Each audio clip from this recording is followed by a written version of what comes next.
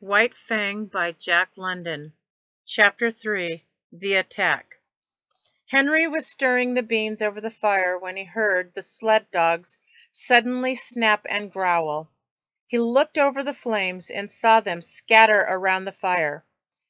By the time he reached them, one more was missing. Bill rushed to his side.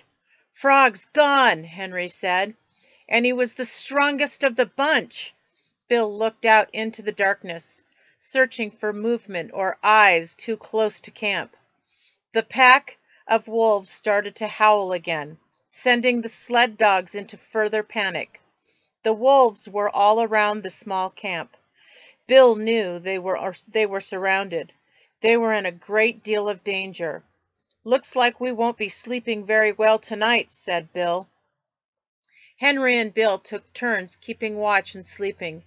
It was a restless night, and both men were very nervous. Every sound startled them. They looked around quickly every time a sled dog whimpered or moved. First, one sled dog ran off, then another. They had no way of knowing if they joined the wolf pack, were eaten, or took their chances in the wild. With any luck, they found their way to the next village.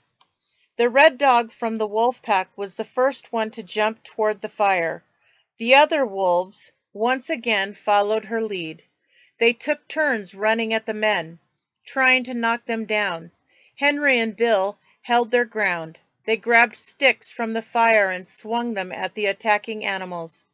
The wolves yelped as the flames hit them, but this only stopped them for a bit.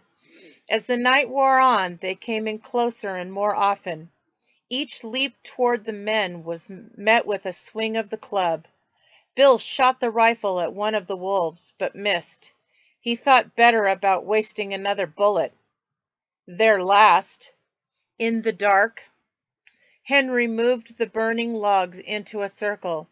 He grabbed Bill's arm and pulled him into the ring of fire. It was very hot standing inside the circle, but it was certainly better than fending off the wolves with sticks.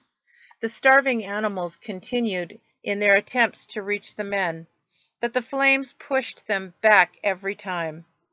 In the morning, the wolves were still skulking close by.